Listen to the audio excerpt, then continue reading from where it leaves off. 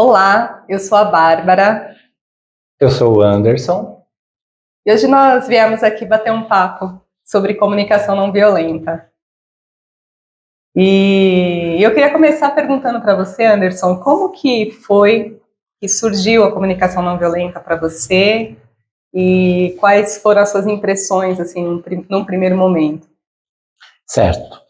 Eu conheci a comunicação não violenta numa palestra sua que eu assisti. Foi o primeiro contato que eu tive. Antes da palestra, houve a indicação do livro. Então, eu li o livro, e isso também já aumentou bastante a compreensão. E a partir daí, como eu já consegui colocar em uso algumas coisas que eu havia aprendido, e eu vi a importância disso na minha vida, aí eu comecei a estudar, busquei formação e estou me desenvolvendo cada vez mais. Legal. Vou falar um pouquinho de mim, como surgiu para mim. Surgiu também há uns 5 anos, mais ou menos. Eu entrei pela primeira vez em contato com a comunicação não violenta depois que uma amiga minha me indicou um livro, o livro do Marshall Rosenberg, Comunicação Não Violenta, e surgiu num momento muito difícil para mim, num trabalho que eu tinha. Eu estava passando por uma dificuldade muito grande, e quando eu comecei a ler o livro, eu percebi o quanto eu não estava conseguindo me conectar com os meus sentimentos, com as minhas necessidades. E o quanto eu não sabia pedir aquilo que eu precisava. Porque, na verdade, acho que eu nem sabia o que eu precisava. Né? É uma coisa engraçada a gente falar assim, mas eu me dei conta que eu não sabia o que eu estava precisando. E o livro foi muito terapêutico para mim. E aí eu comecei a comprar livro e dar para as pessoas que eu, né, mais próximas, para que elas lessem, emprestava o livro. E eu comecei a querer divulgar, porque aquilo foi tão transformador para mim. É como se você aprendesse uma linguagem nova, algo que realmente fizesse sentido na sua vida, né? E que você conseguia, de repente, você aprender a falar praticamente, né? Você chegou a me relatar algo assim, né? Sim, bastante. Porque muitas vezes a gente sabe o que a gente quer.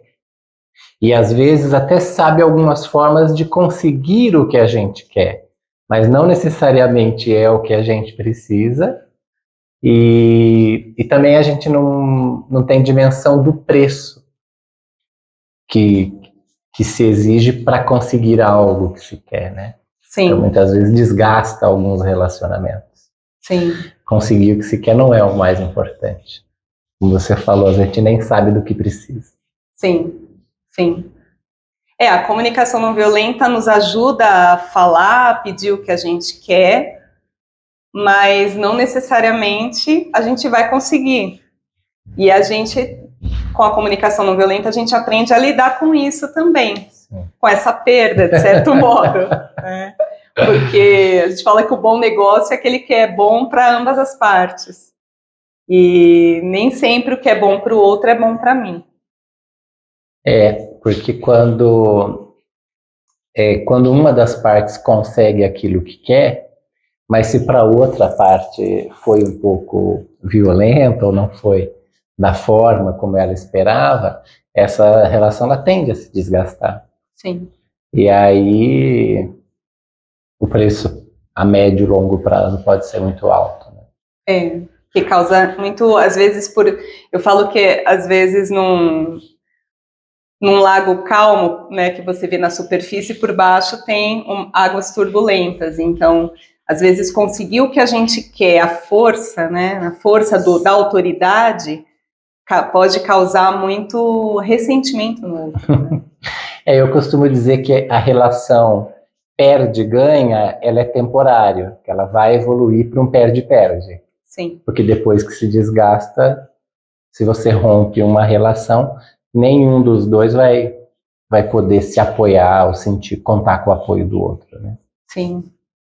E até hoje a gente estava conversando um pouco mais cedo, o como é importante a gente dá a chance de se relacionar com as pessoas, o quanto a gente aprende com outras pessoas, ainda que a pessoa seja diferente de nós e tenha até valores ou formas, comportamentos diferentes, ela tem muito o que acrescentar em termos de ensinamento para a gente. Então, quando a gente dá, né, a oportunidade para as pessoas,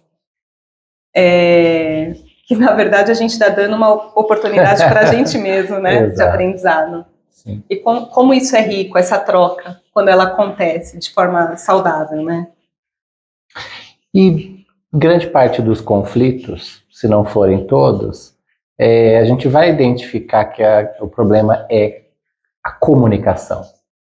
Sim. A forma de transmitir as ideias, as necessidades e principalmente os sentimentos. Está falando que é uma linguagem, né, um idioma que a gente tem que aprender, sim, porque falar de sentimentos é um outro idioma, é uma outra linguagem. E a gente não tem nem vocabulário para isso, né? Precisamos aprender a falar esse idioma do coração, esse idioma que representa sentimentos e necessidades. Sim. Porque as nossas comunicações, elas têm uma intenção. E, normalmente, é um pedido que a gente quer fazer. E se a gente não consegue falar sobre os sentimentos e sobre as necessidades, o pedido unicamente, ele pode soar para o outro como sem motivo. Ou uma exigência. Ou uma exigência, exatamente. Então, fora de contexto, o nosso pedido pode não ser compreendido dentro do valor que ele tem, ou pior ainda, né, ser compreendido como uma agressão, uma exigência, uma chantagem. Sim. Porque a gente falar de sentimentos e necessidades, a gente está mostrando a nossa intenção, que é se conectar com o outro.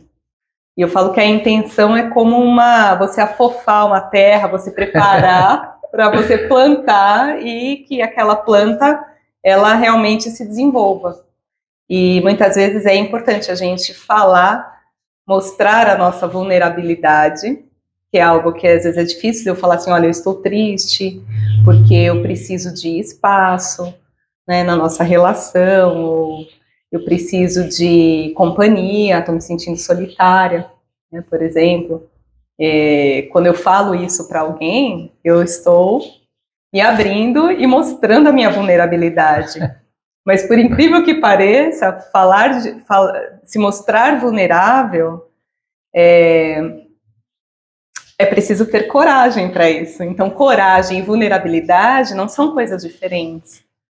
São coisas complementares mesmo. E por mais que a gente pense no pedido como principal objetivo, provavelmente, da nossa fala, né, da nossa interação, existem também outros ganhos que se tem numa comunicação não violenta, que é a oportunidade que a gente dá das pessoas nos conhecerem e que a gente se dá, conhecer também as outras pessoas.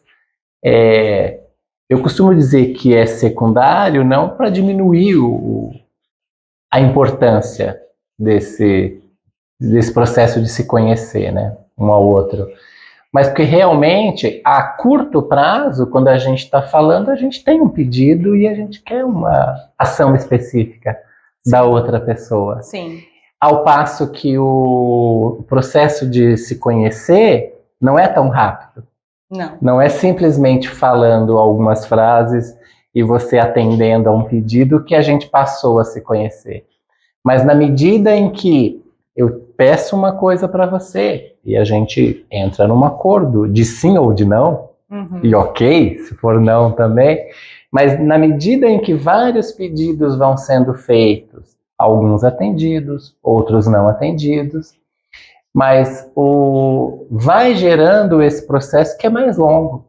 Sim. Da gente se conhecer, né? Sim. E aí, na medida em que você está resolvendo questões de ordem prática, a curto prazo, e gerando um saldo muito positivo a médio e longo prazo.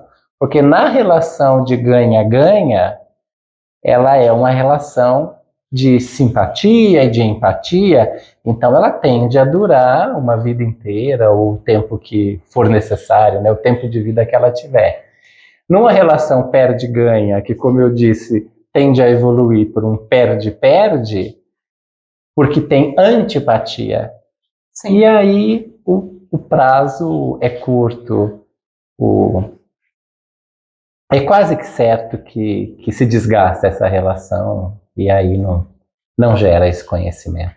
Sim, sim. Há sempre uma perda, né?